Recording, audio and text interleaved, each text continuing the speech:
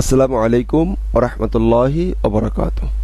প্রিয় ভাইরা, আমরা লাস্ট সেশনে আমরা জ্যাম ডাউনলোড দিয়েছিলাম এবং ইনস্টল করেছিলাম। তো এবারে চলুন আমরা আমাদের একটা ডাউনলোড করি হচ্ছে আমাদের এডিটর। তো এডিটর অলরেডি আপনাদের আছে, যারা অবশ্যই ওয়েব ডিজাইন করে আসছেন। তো আমরা আমাদের vscode ইনস্টল ওপেন করলাম। ওপেন করে আমরা আমাদের জ্যাম্পের ভিতরে আমরা যে কাজ করেছিলাম আমরা একটা ফোল্ডার নিয়েছিলাম htdocs এর ভিতরে। তো ওপেন এ ফোল্ডারে ক্লিক করি এবং আমরা আমাদের সেই প্রজেক্ট ফাইলটাকে এর ভিতরে ইনক্লুড করার চেষ্টা করি। তো জ্যাম্পের ভিতরে htdocs এর ভিতরে htdocs এর ভিতরে কোনটা হচ্ছে মামুরজোর ID. Then select a folder. তো ফোল্ডার সিলেক্ট করলাম, ওকে ফাইন। এখন আমরা পরবর্তীতে আমরা যেতে পারি। তো আমরা ইনস্টল নিলাম। এখন একটা ফাইল ক্রিয়েট করে নেব, একটা পেজ নিব। তো পেজ আমরা যেমন আমরা .html নিছি, .css নিছি, .js নিছি, ঠিক এরকম এখানে এসেও আমরা নিতে হবে .php এক্সটেনশনের একটা ফাইল ক্রিয়েট করে নেব। তো চলুন একটা PHP এক্সটেনশনের একটা ফাইল ক্রিয়েট করে নেই। তো আমরা ওয়েবের ক্ষেত্রে সব সময় index.php ইনডেক্স ফাইলটি নেই। কেন নেই প্রথম দিকে আমরা জানি, সেই আলোচনা এখন আমরা যাব না। ওকে, একদম সূচিপত্র করার জন্য index.php যেহেতু PHP ফাইল, আমরা লাস্ট ডটের পরে PHP শব্দটি লিখে দেব, দেন এন্টার। তো একটা PHP ফাইল আমরা পেয়ে গেলাম। এখন আমরা এই PHP ফাইলটাকে যদি আমরা কাজ করতে চাই, এখানে যদি আমাদের প্রয়োজনীয় ভাষাগুলো আমরা যদি দিতে চাই আমাদের PHP মাধ্যমে, যদি এখানে আমাদের ব্রাউজার যেখানে ছিল, এবার যদি এটাকে একটু রিলোড দেওয়ার চেষ্টা করি, দেখেন একটা ফাঁকা যেহেতু একটা ইনডেক্স ফাইল নিছি, সে তো পেয়ে গেছে, ইনডেক্সটা প্রথমে পেয়ে গেছে, কিন্তু এখানে ফাঁকা দেখাচ্ছে। ফাইন। তো আমি এখানে একটা কাজ করি, একটু লিখি যে MAMUR মামুরজোর আইটি। ফাইন, লিখলাম, লিখে ফাইন, সেভ দিলাম। অ্যান্ড যদি এখানে রিলোড দেই, দেখা যাচ্ছে মামুরজোর আইটি এটা শো করছে। Good, very good. এই হলো অবস্থা। তো এখন এইটা কিন্তু ব্রাউজারের একটা নিজস্ব পাওয়ারে দেখাচ্ছে। কন্ট্রোল যদি ইউ ক্রিয়েট করি, কন্ট্রোল ইউ দিলে দেখেন, ইউ যদি দেই, এখানে শুধু কোনো ট্যাক্স ছাড়াই কিন্তু দেখাচ্ছে ব্রাউজারের একটা আলাদা পাওয়ারে। তো এখন এই শব্দটাকেই যদি আমরা বিভিন্নভাবে দেখাতে চাই, আমরা যদি PHP-র মাধ্যমে দেখাতে চাই, তাহলে আমাদেরকে PHP আসলে অনেকগুলো সিনট্যাক্স বা অনেকগুলো মেকানিজম আমাদেরকে প্রোভাইড করে। তো আমরা মেকানিজমের মধ্যে হচ্ছে যে PHP যে ইউনিভার্সাল যে ইফেক্টিভ মোস্ট ইউনিভার্সাল একটা ট্যাগ আছে, সেই ট্যাগটি যদি আমরা ইউজ করতে চাই, তাহলে কিভাবে করব? সে greater than and greater than, less than and greater than. এরপরে আমরা question mark, double question mark দিব, কটা দিব? দুইটা। এরপরে আমরা কোশ্চেন মার্কের মাঝখানে আসবে আর লিখবো PHP, ছোট হাতের PHP, দেন এন্টার প্রেস করব। এই যে শুরু, এই যে শেষ, এর মাঝে যা কিছু লেখা হবে তাহা কিছুই ব্রাউজার আমাদেরকে PHP হিসেবে গণ্য করবে। ওকে, এখন যদি PHP আমাদের এখানে যা কিছু লিখি তাহা PHP হিসেবে গণ্য করতে চেষ্টা করে, তাহলে চলুন আমরা শুরু করি। এবার লিখি MAMUR মামুরজোর আইটি। ফাইন, এটা লিখলাম। অ্যান্ড এখানে ব্রাউজারে এসে যদি এখন রিলোড দেই, ব্রাউজার আমাদের একটা এরর জেনারেট করে দিবে। কেন এরর জেনারেট করছে? PHP দেখুন, এররগুলো একটু ফাটাল এরর, কমন একটা এরর, আনকট আনডিফাইন্ড কনস্ট্যান্ট। এই কনস্ট্যান্টটা সে বুঝতে পারতেছে, এই বিষয়টা সে বুঝতে পারতেছে না। কত নম্বর লাইনে? 3 নম্বর লাইনে। 3 নম্বর লাইনে আমরা কি লিখছি এটা সে বুঝতে পারতেছে না। এখন PHP-তে যদি কোনো কিছু আমরা শো করাতে চাই, তাহলে PHP আমাদের কয়েকটা মেকানিজম প্রোভাইড করে। তার ভিতরে একটা মেকানিজম আমরা এখন দেখি, সে হচ্ছে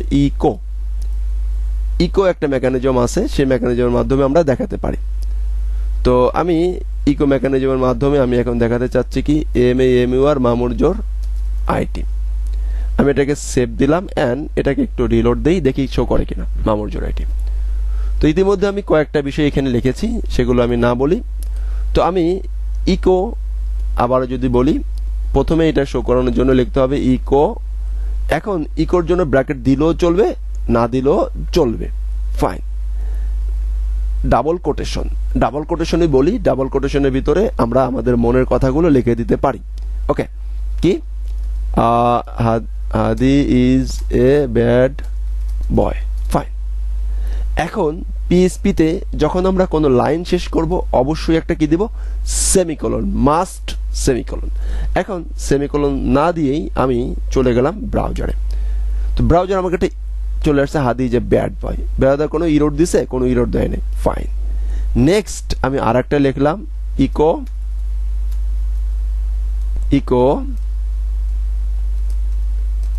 মাস্ট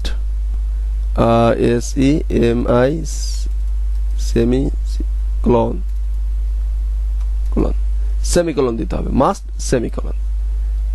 লাইন শেষ হলেই তো আমি অলরেডি দেখেন সে আমাকে একটা ইরোড জেনারেট করে দিয়েছে, এখানে ইরোড দিছে ব্রাউজার। দেখেন বলতেছে কি যে আনএক্সপেক্টেড টোকেন, সে চিনতে পারতেছে না কেন। দেখেন এখানে এইখানে যদি যাই, এখানে সে বলে দিচ্ছে যে তুমি কি করতেছো, তুমি এখানে ইকো হয়তো কমা মিস করতেছো, বা এক্সপেক্টেড সে যেটা করতেছে কমা অর সেমিকোলন। এটা ব্রাউজারের, এটা আইডির, এটা ভিএস কোডের একটা পাওয়ারে সে বলে দিচ্ছে, কিন্তু অন্য অন্য কোডে কিন্তু আপনাকে বলবে না। সেই ক্ষেত্রে আমরা যখন ব্রাউজারে যাব অ্যান্ড রিলোড দেব, তখন ওই ইরোডটাই জেনারেট করবে। এই ইরোডটাই কিন্তু একটু আগে আমাকে দেখাচ্ছিল। তো ইরোডটা কি বলতেছে সিনট্যাক্স ইরোর, সিনট্যাক্স মানে হচ্ছে গঠন প্রণালী ইরোর, আনএক্সপেক্টেড টোকেন। তুমি যে একটা টোকেন লিখছো এটা আনএক্সপেক্টেড, আমি বুঝতে পারতাছি না। এক্সপেক্টেড, একটা এক্সপেক্ট করতেছি, সেটা হচ্ছে কমা অর সেমিকোলন। কত নম্বর লাইনে? 4 নম্বর লাইনে। এখন আমরা চলে যাব 4 নম্বর লাইনে। 4 নম্বর লাইনের এখানে ইকোটা সে বুঝতে পারতেছে না, সে বলতেছে এক্সপেক্ট করতেছে, খেয়াল করেন এক্সপেক্ট করতেছে কমা অর সেমিকোলন। তখনই আমরা সেই 4 নম্বর লাইন অথবা তার উপর লাইনে চেক করব, এখানে একটা সেমিকোলন মিসিং আছে। সেমিকোলন মিসিং দিয়ে আমরা এবার সেভ বাটনে ক্লিক করে দেখেন অলরেডি রেড লাইন শেষ।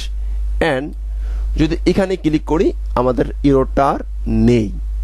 আমরা যখন প্রথম দিকে পিএইচপি শিখতে শুরু করব তখন আমাদের এই ধরনের প্রবলেমগুলো হবে।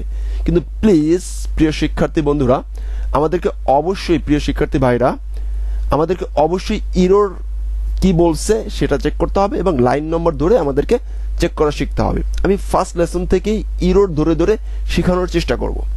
যারা এই ইরোর ধরে ধরে শেখার মজাটা একবার পেয়ে যাবেন, তারা কোনো ইরোরই কোনো প্রবলেমই হবে না। এবং আমি একসময় ইরোর খাবো এবং ইরোরগুলো নিয়ে ইরোরটা কপি করে গুগলে যখন পেস্ট করব, দেখা যাবে সেম কোনো ইরোর আমাদের মতন এরকম অনেক অনেক লোক পড়েছে, তারা যেভাবে সলভ পেয়েছে আমরা সেইভাবে সলভ বিভিন্ন ব্লগ থেকে নিয়ে নেব ইনশাআল্লাহ।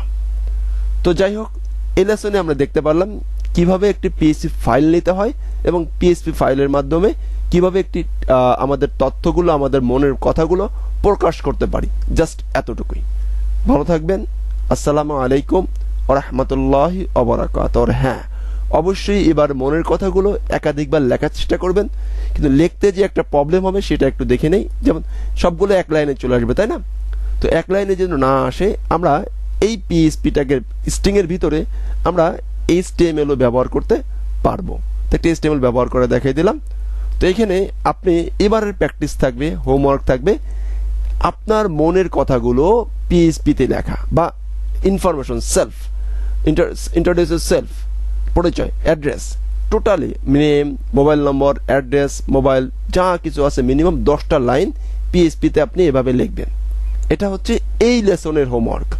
আমি বিশ্বাস করি যদি আপনি এই সিরিজটা কমপ্লিট করেন এবং প্রত্যেক লেসনের সাথে যে টাস্কগুলো দেওয়া থাকবে সেই টাস্কগুলো যদি আপনি কমপ্লিট করেন, ইনশাআল্লাহ আপনার পিএইচপি নিয়ে কোনো চিন্তা করা লাগবে না। আসসালামু আলাইকুম ওয়া রাহমাতুল্লাহি ওয়া বারাকাতুহু।